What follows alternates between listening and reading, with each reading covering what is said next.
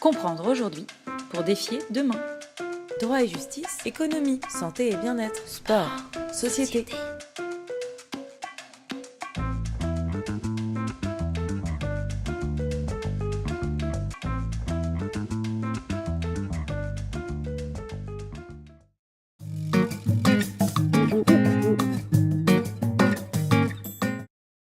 Si on est tous nés chercheurs, on peut tous développer ce potentiel, donc on peut le développer à l'école, mais ça peut se produire à tous les niveaux de la société. Je vais donner un exemple. Quand on a la chance d'apprendre que l'on est enceinte, on a plein de transformations pour soi, pour son compagnon, pour tout un tas de personnes autour de nous, et donc on se questionne assez naturellement.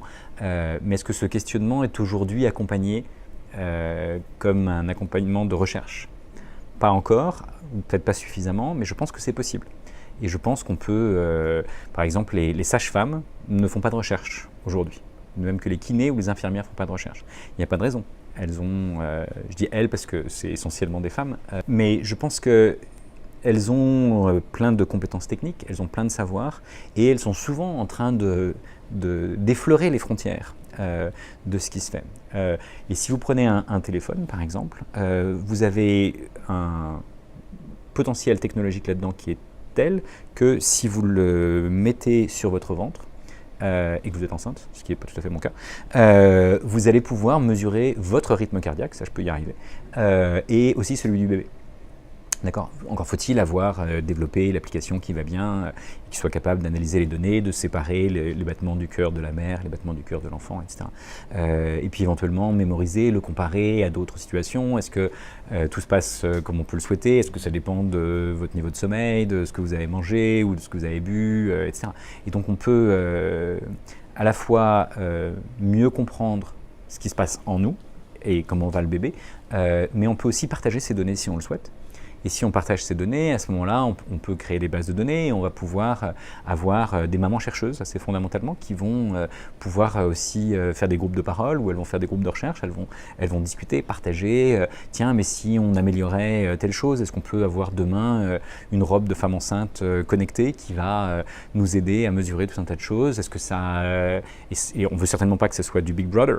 On veut que ce soit des young mothers, ou je ne sais pas comment on va le dire, mais des empowered mothers, des mères qui reprennent le pouvoir, et plutôt que ce soit la belle-mère qui leur dise ne fais plus ceci, ne fais plus cela, maintenant tu m'écoutes. Voilà, il y a des discussions très intéressantes dans certaines familles en tout cas. On voit bien qu'on renverse la relation au savoir. Et c'est vrai que savoir et pouvoir, ça rime. Et donc si on est tous chercheurs, depuis à tous les moments de la vie, on peut commencer à se questionner.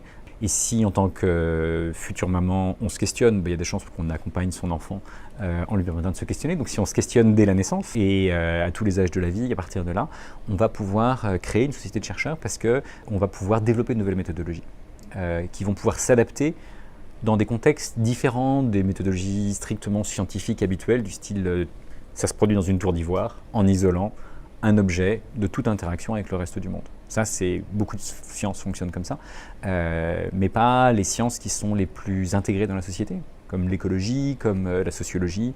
Et donc on peut aujourd'hui tous participer à une évolution de la science en documentant ce qui nous arrive, en documentant ce qui se passe autour de nous. On peut utiliser ce téléphone pour mesurer la biodiversité, par exemple, et puis partager dans l'espace et dans le temps le nombre de petites fleurs qu'on a vues pendant l'été ou autre. Et donc on peut tous contribuer à ce qu'on appelle des sciences participatives, dans lesquelles en tant que patient, je suis un patient impatient d'aller mieux, je veux comprendre ce qui m'arrive, je veux savoir quel est le meilleur traitement. Donc quelle que soit la situation qui nous concerne suffisamment. C'est pour ça que je prends des exemples comme celle des patients de maladies chroniques ou des jeunes mamans, etc. Tout d'un coup, sa vie change et on veut tout savoir sur ce changement. Et à ce moment-là, on est prêt à investir du temps, on est prêt à investir des ressources, on est prêt à trouver des gens qui ont les mêmes types de questionnements pour voir si ensemble, on peut progresser dans la compréhension de ce qui se passe et pas se faire dicter des choses par une autorité extérieure.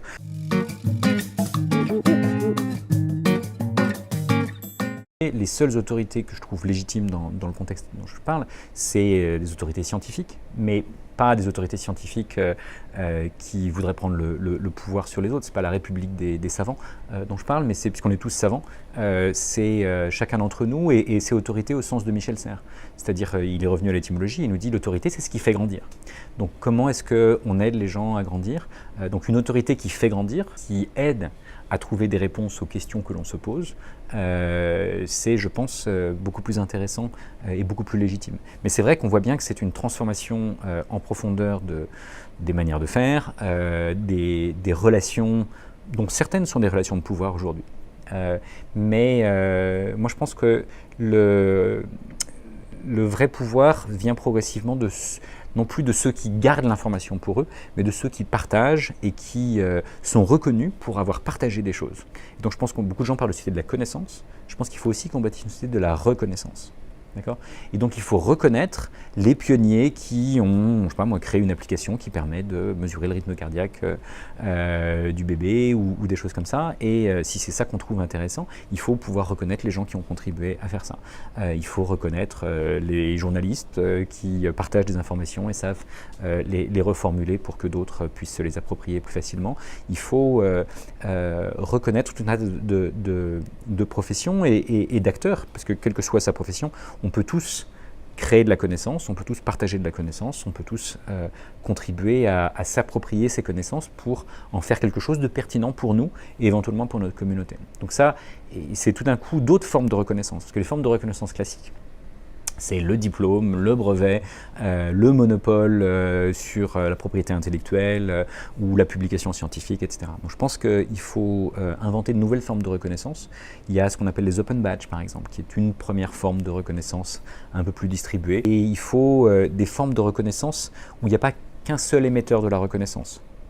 Mais il y a un certain nombre d'acteurs qui, dans un champ donné, si on prend encore une fois ce qui se passe lorsqu'on est enceinte, voilà, il y a plein d'acteurs, dont les femmes enceintes, dont les sages-femmes, dont les médecins, dont les chercheurs, dont tout un tas d'acteurs de la société qui peuvent dire que c'est pertinent ou pas parce que, par exemple, d'autres ont décidé d'utiliser ce genre de technologie en Afrique où le système de santé est bien moins efficace que le nôtre et où les problèmes sont différents, mais une partie des technologies peuvent être réappropriées, réutilisées et on peut être peut-être plus créatif dans un environnement où il y a peut-être encore plus de besoins. Et donc, ce n'est pas simplement des choses qui iront du nord vers le sud, mais il y a des choses qui iront du sud vers le sud et des choses qui iront du sud vers le nord et on construit progressivement une planète apprenante. C'est-à-dire, ce n'est pas simplement une société qui s'organise comme ça. Fondamentalement, cette société, si elle veut vraiment apprendre, elle doit apprendre d'autres sociétés, elle doit s'ouvrir au flux de connaissances venant d'autres environnements et en se demandant, est-ce que cette connaissance qui a été développée par exemple en Afrique, est-ce qu'on a envie de se l'approprier, est-ce qu'on a envie de l'adapter à nos conditions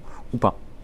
Et donc en permanence, on doit avoir cette liberté et cet esprit critique pour savoir si ce qui nous vient de la Californie, c'est vraiment ça qu'on veut ou pas, si est-ce qu'on s'approprie les choses et si on est dans la logique d'open source et de partage, on peut toujours décider de ne garder que ce qui nous intéresse. Si on est dans des logiques privées fermées, on a le choix entre la modernité enfermée dans la machine ou rester entre guillemets arriéré. Et donc c'est évidemment pas ça qu'on veut.